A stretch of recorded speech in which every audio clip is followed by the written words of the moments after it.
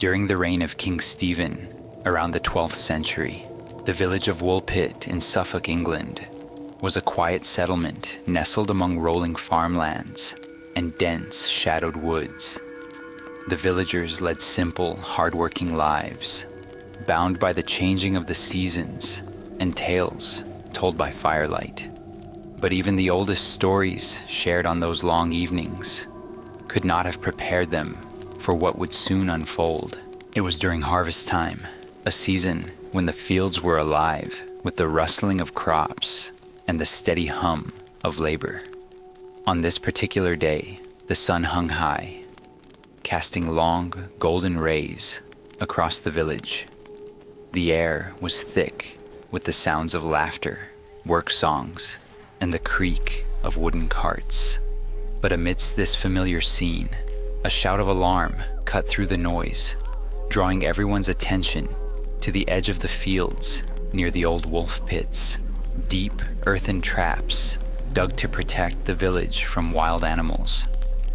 There, at the brink of one of the pits, stood two children, a boy and a girl. Their presence was as bewildering as it was unsettling. They were of generally human appearance, but with one glaring difference. Their skin was a deep, unnatural green, as if they had been painted with the hues of the forest itself. The villagers approached cautiously, whispering among themselves and casting wary glances at the strange figures. The children's clothes were made of an unfamiliar fabric, rough and oddly woven, neither peasant garb nor the silken attire of the wealthy. And when the villagers tried to speak to them, the children responded in a language that no one could recognize.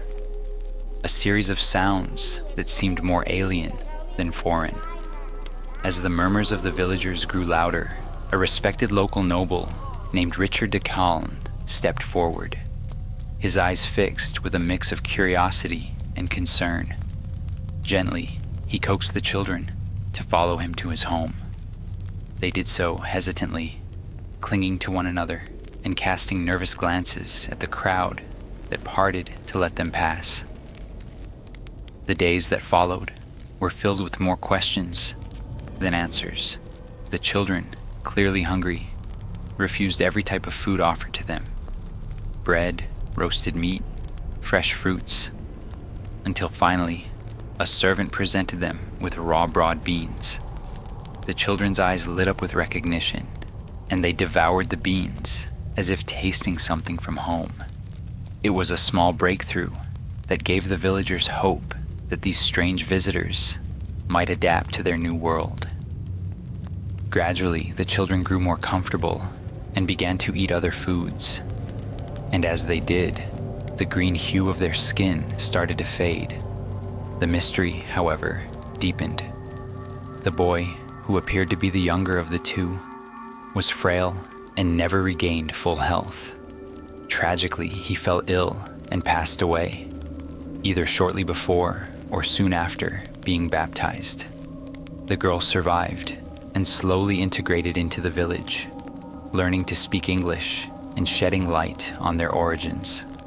With hesitant words, the girl told a tale that sent shivers down the spines of those who listened.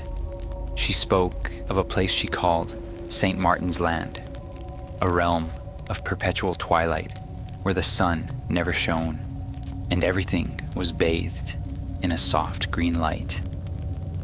In this world, where everything carried the same emerald hue as their skin, the children had been tending their father's cattle when they heard a loud, melodic sound that echoed through the fields. According to some accounts, she described it as the ringing of the bells of Bury St. Edmund's Abbey. The children, curious and unafraid, followed the sound into a dark cavern.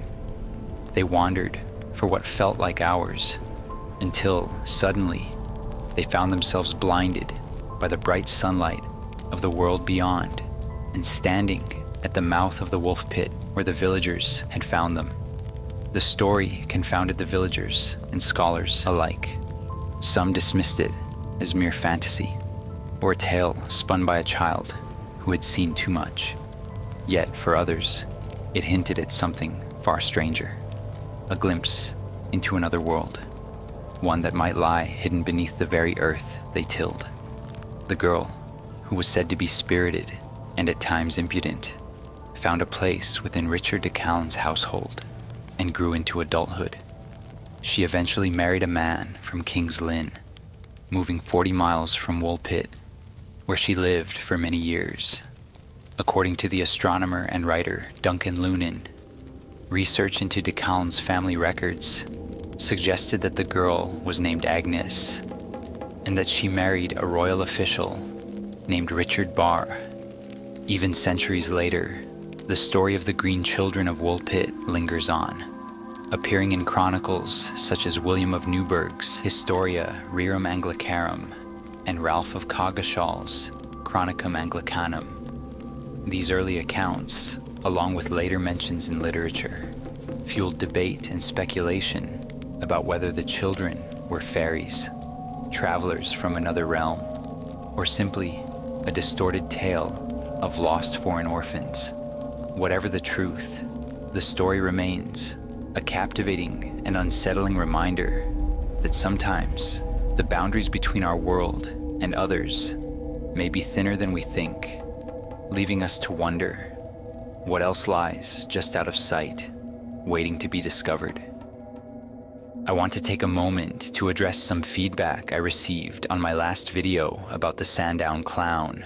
I've heard your comments, and I truly appreciate everyone who reached out with their thoughts. To be transparent, I use AI assistants to help craft these stories, and it's possible that I may have overlooked some important details in that video. For this, I sincerely apologize. Your feedback helps me improve, and I'm committed to making sure future stories are as accurate and engaging as possible.